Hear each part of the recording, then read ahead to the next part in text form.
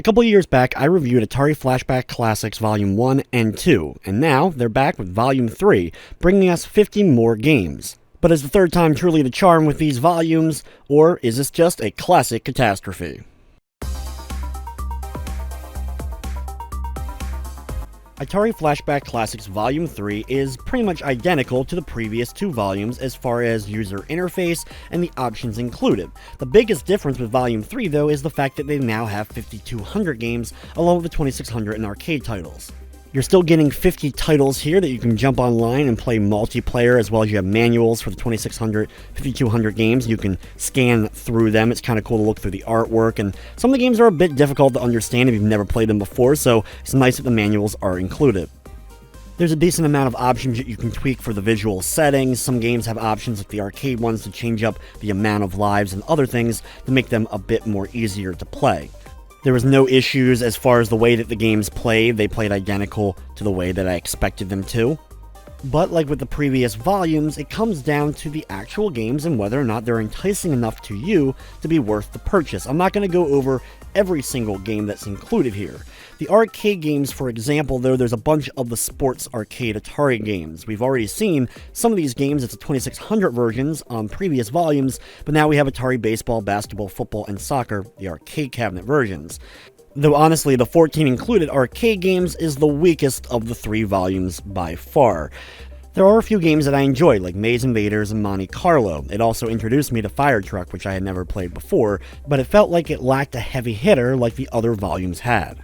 What's going to end up being the most interesting part of this, for those who maybe haven't been following Atari games for a long time, is the 2600 set of games. There's a bunch of ones included here that were never originally released on the 2600 back in the 80s, some of which were made during the 80s but then never actually released, and other ones were programmed as sequels many years later, like Yars Return and Adventure 2. There's also the likes of Holey Moley and Saboteur, and Saboteur is a really cool multi-screen 2600 game that would have been awesome way back in the day.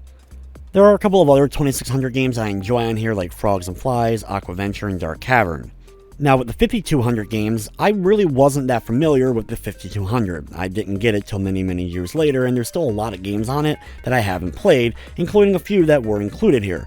A lot of the stuff that is here is the Realsports series. You have baseball, basketball, football, tennis, and volleyball, as well as you also have a few arcade titles and other games we saw as the 2600 versions on previous volumes, like stuff like Millipede, Centipede, and Asteroids. But honestly, playing the 5200 versions of the arcade classics was some of the most fun I have with this volume, and the best part is you don't have to worry about having a broken controller like the 5200 was known for.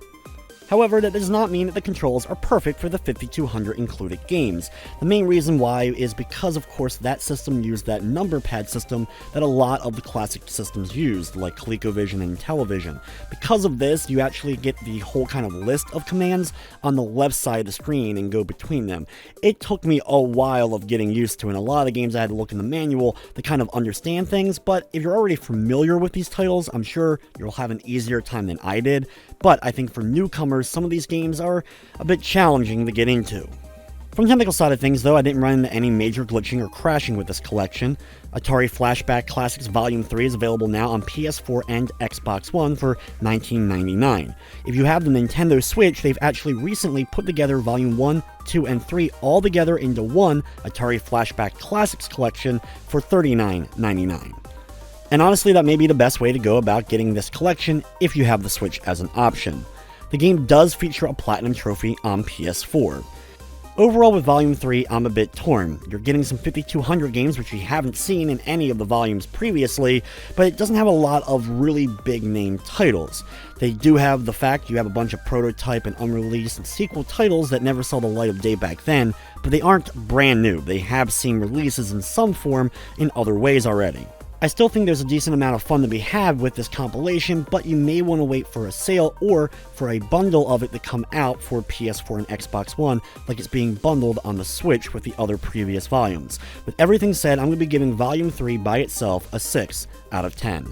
That's going to wrap up this review though. I'd like to thank you for watching, and of course, I hope you enjoy.